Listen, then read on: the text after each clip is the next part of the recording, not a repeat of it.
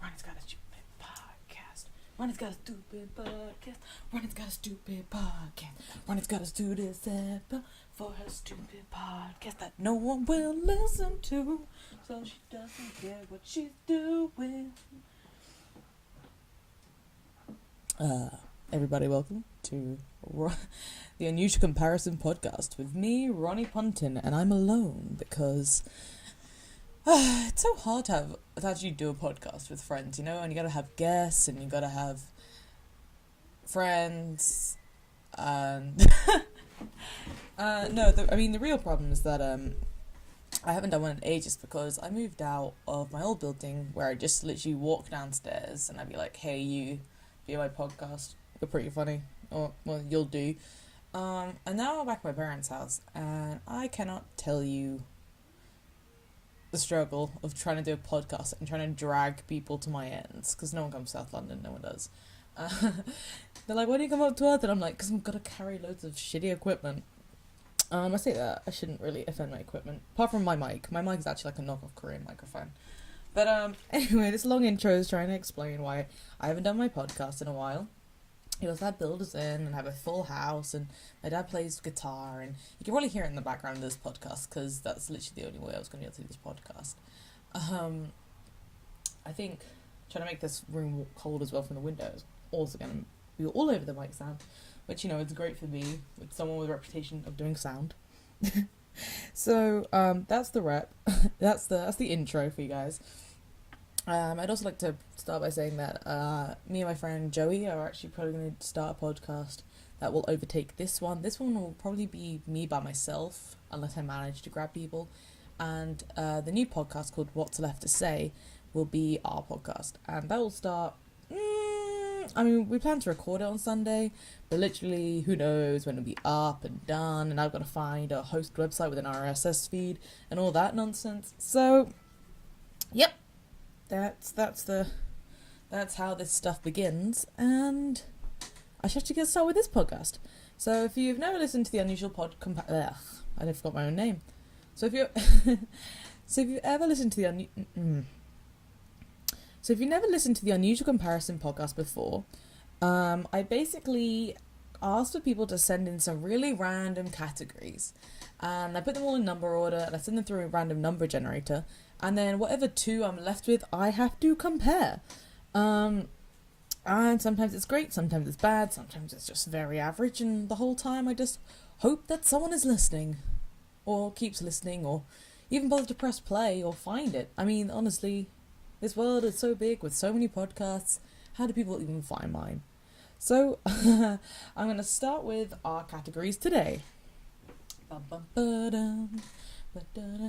Gotta move away from the mic to look at my computer. Okay, 21. Tinder. Okay, Tinder. That's not a bad one to start with. Okay. And then 39.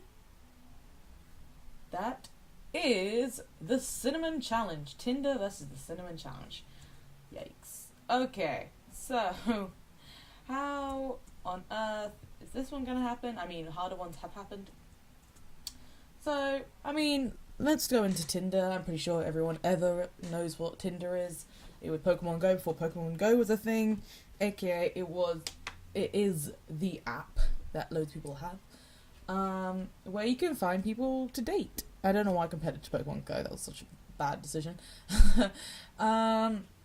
It hooks up to your Facebook profile. You be like, this is who I am, here's some pictures, and people will be like, don't want to date you, don't want to date you, don't want to date you. Hey, I matched with you, let's ask for nudes and shit. And that's Tinder. Cinnamon Challenge, I imagine you were all alive 2 years ago, was it? I hope you're all alive, so I don't know how else you managed to listen to this podcast, but, you know, you're going places if you can listen to this podcast at 2 years old. But Cinnamon Challenge was when idiots like me decided to try and swallow a spoonful of cinnamon on camera or off camera, right in front of friends, you know, for a bit of bants. And a lot of people realised how fucking awful it was. I'll go into my own thing for a second. I actually don't know how to describe what happened, but I suppose I'd say I passed the cinnamon chest. I'm really a big fan of cinnamon anyway. Like, I literally live for chai lattes and shit like that. You know, basic white girl things. And, so me and two of my sisters of ranging ages, but, you know, either side of me age-wise, we all had a spoonful of cinnamon, and I started. I got the first spoonful of cinnamon, and I was like, this isn't bad. I swallowed it completely fine. Didn't even reach for water. No issue. I have no clue how the fuck I got away with it. Somehow, the cinnamon just glided down my throat and thought, you know what? She can have a good day today. She doesn't need to go through the hardships of life. So, you know, I was very thankful. Saying that, though, I don't know if I've ever come across hardship in my life at all. I've come across maybe soft boats rather than hardships. But anyway, my sisters saw this successfulness and decided that they were going to follow. So you've seen their videos, you know what happens. You know, they cough, they throw up, it goes everywhere, you got dust clouds of cinnamon raining through the air. And to this day, I don't think either of them have consumed cinnamon. I think they've both been too far afraid of cinnamon. So I pre-led into cinnamon story because I thought we'd be way more interested than, you know, talking to random people. Like experiences of talking to random people on Tinder. I've never met any of them in person because, you know, you hear stories, and I'm lazy. I really am. I'm lazy and broke. Who wants to meet up with me? So comparing Tinder and Cinnamon Challenge. I feel like it's a stress we'll put ourselves through for some unknown reason. Probably just to make ourselves feel less lonely. You know, if you've got a YouTube video out there of the Cinnamon Challenge of you, like, dying on camera, and you've got people liking it and commenting, oh wow, you're such a dickhead, maybe you feel less lonely in the world. Maybe you do. Maybe you do. The Tinder thing, I don't know. You do it when you're bored. I suppose you also do the Cinnamon Challenge when you're bored. I don't really know any people who go through Tinder like, oh my god, I need to date someone. It's kind of just like, they use Tinder because we're fucking bored, and, you know, if we're sitting down doing nothing, we might as well judge people's appearances and judge why they went to, why they're vegans, why they're studying this, like, laughing at profiles that be like, if you don't rate me, hate me, or some other bullshit slogan where you're kind of like, okay, so when did you pick up the internet? Like, sometimes people say shit and you're like, okay, this sounds like a scene girl from 12 years ago, and no one wants to get near that. They don't. They just don't. What else can you compare about Tinder and Cinnamon Challenge? Well, viral. I mean, it's like the selfie versus YouTubers thing that I did before. It's really hard to compare things that are viral and very current. I mean, one is very current, one's pretty much dead and gone. I don't really know anyone now who's like, let's do the Cinnamon Challenge. I'm pretty sure there's some other bullshit one. I mean, because how many are there? There's like the Salt and Pepper Challenge. No, Salt and Ice Challenge, where, you know, you can literally burn yourself. And there was the Ice Bucket Challenge. I don't know if anyone died from that. Hopefully not. Cinnamon Challenge, someone could have died. I haven't personally checked on it. Well, on Tinder, people have definitely died through Tinder. Girls have definitely gone to meet guys by themselves and died. I mean, that's happened with every dating website ever. That just happened walking to a bar. I mean, doesn't need an app to help them murder people. It just doesn't. Saying that, maybe the trauma of actually never being able to have cinnamon again is just terrible enough to be considered an injury. Yeah, I don't know what the new craze of challenges is. I'm sure there are some. I'm sure there is, and I've just managed to walk on by without having to do it, as I always do, apart from the one time the Cinnamon Challenge. I didn't get sucked in. And, maybe that's it. Maybe I'm just too badass to do any challenges, so the one time I did the cinnamon one, that cinnamon was like, fuck off, she's gonna have a good day today. And, and my sisters had to suffer the consequences of me getting all the good karma in the room, apparently. So, Tinder and Cinnamon Challenge. It's the most millennial idea of a podcast that could ever happen. Like, someone's gonna see the title, unusual comparison, Tinder versus Cinnamon Challenge. Like, they're gonna see that and just be like, what millennial twat is this? And to be fair, I am a millennial twat, so it's all okay. I don't mind being judged for being a millennial. I get a lot of hate for not really doing anything apart from being born and wanting things to be happier, better, while bringing up the fact that things aren't happier or better. I'm watching a lot of TV. Like, who can blame us? We have great TV nowadays. In fact, we don't even watch TV anymore. We watch what Netflix comes out with, because Netflix is better than most TV channels. I mean, come on, have we seen all the Marvels shows yet? I mean, have we? I didn't watch Luke Cage. Anyway, this is my way of distracting myself so I can go off topic for a moment. Because we're only 10 minutes in and I've run out of comparisons for Tinder versus Cinnamon Challenge. Well, I hope, I mean, it doesn't matter that much that I'm on topic. I hope this podcast is more of an enjoyable I'm telling you about my life, and I hope you're listening still. Rather than, oh, I'm genuinely interested in how they compare Tinder versus Cinnamon Challenge. Maybe I'm too much of a happy mood. Maybe people like it more when I'm very miserable trying to compare these really unsimilar things. What else? I mean, I technically have done both, so how can I change the experiences? Well, my Cinnamon Challenge experience was great. Watching videos of people doing the Cinnamon Challenge, watching my sisters retch right in front of me. I mean, that was all a great experience. And my Tinder experience is kind of pretty much like, I mean, yeah, it's just like, you know, you remember you have it when you're bored and you go through it. And then you just pick up a profile and you're like, they didn't say anything apart from they've got one picture where it's a group picture and you don't know who the hell it is. So Tinder's kind of just like, you know, it's a way to meet people you won't necessarily meet. And because I'm gay, I kind of love it, because it's kind of like, you know, accidentally outing people around you. No, that's why I like it, but I mean, it's pretty much harder for me to filter down the population to who would be interested in me when I go out. So if I'm already like at a bar and I'm just like on Tinder, like, is anyone in here? Is it? Are they? Oh, never mind. Okay, don't worry about it. Even though I love the thing that Tinder does where it's like, you know, it's attached to your Facebook, you say only interested in women, and I'll just show you guy profiles anyway, just for the lols, and I'm like, I've accidentally super liked them, because you know how if you just wipe your hand, you just swipe, and it just super likes, and then you're like, oh shit, maybe this person's gonna message me now. And luckily, they never do, but I don't know what that says about my profile. But even when I super like someone, everyone's like, no. But to be honest, super likes are super like, I don't know, they're like a super clingy idea, I guess. It's like, I super like you, and then how are you gonna react when you get super liked? I haven't been super liked, but I feel like it would feel like, would you be excited to be like, oh my god, or would you be like, well, that's awkward. I feel like it's an awkward situation when someone super likes you, especially if you don't even match. That would be pretty bad. Hopefully I'm just, like, not confusing anyone who's never used Tinder. I feel like most people have. I mean, at least they get the basic concepts. I mean, if you're listening to this podcast, I doubt you're, you know, over 50 years old and never heard of it. I mean, if you're even, like, 50 and above, you'll have heard of, like, people complaining about it in newspapers or something.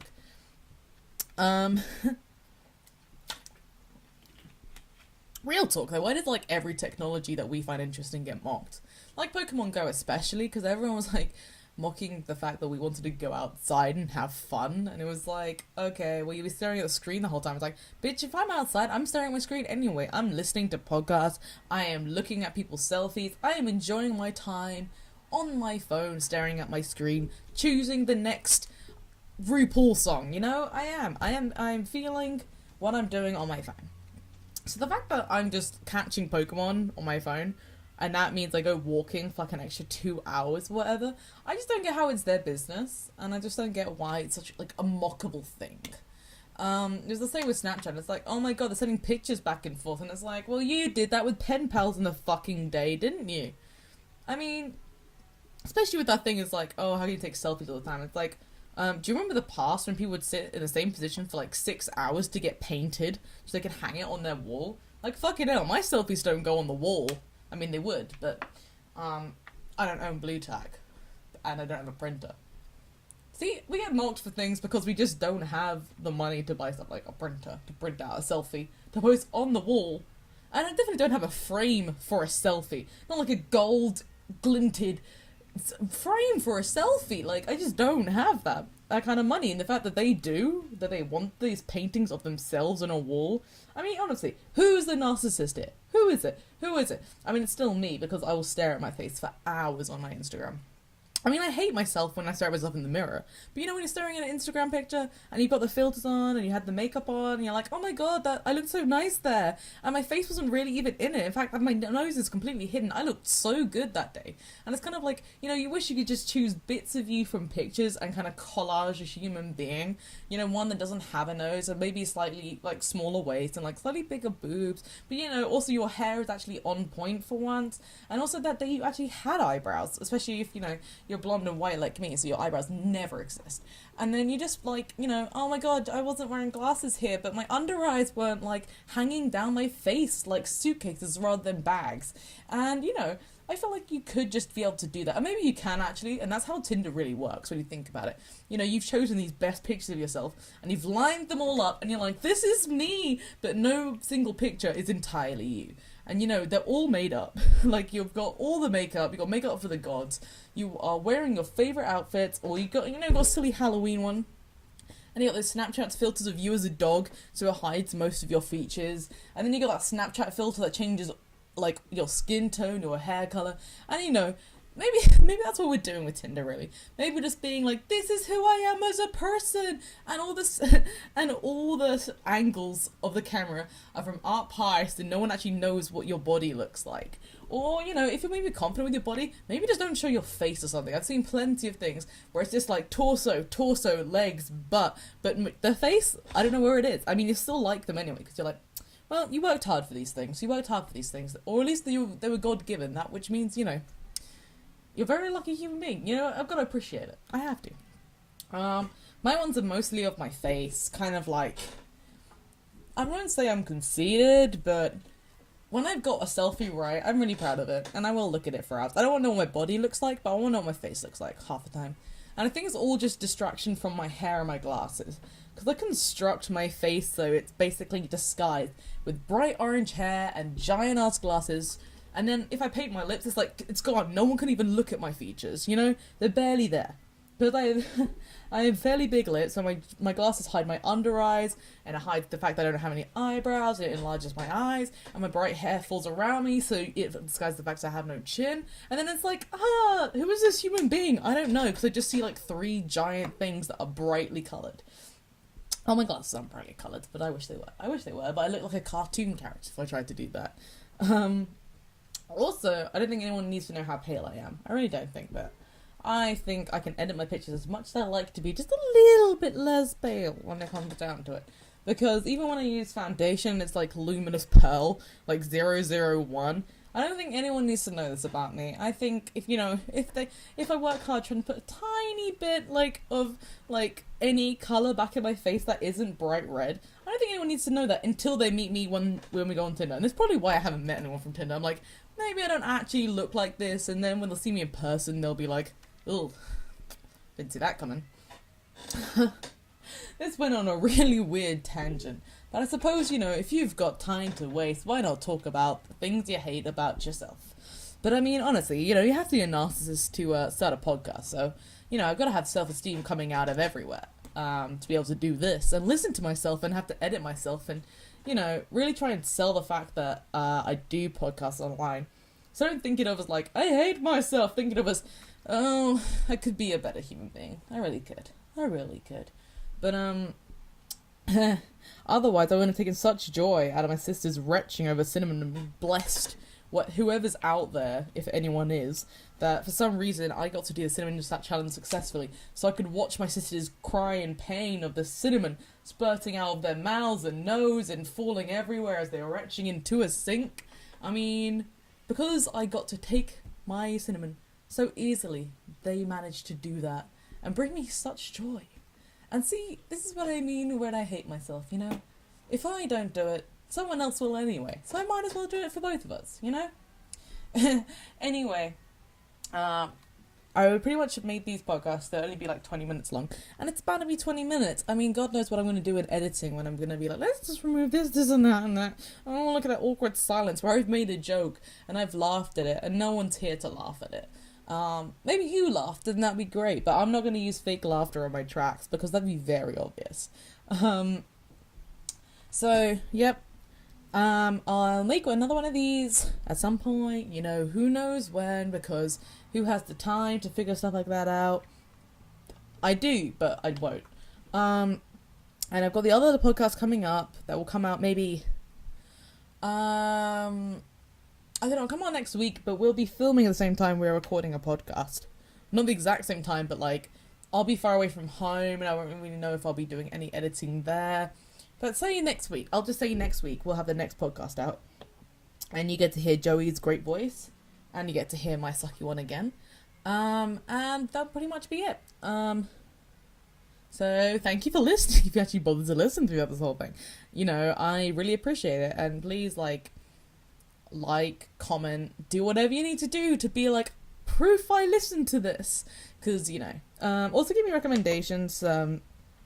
This is a pretty hard podcast for me to actually go through, because it is so, like, of the moment I have to come up with something.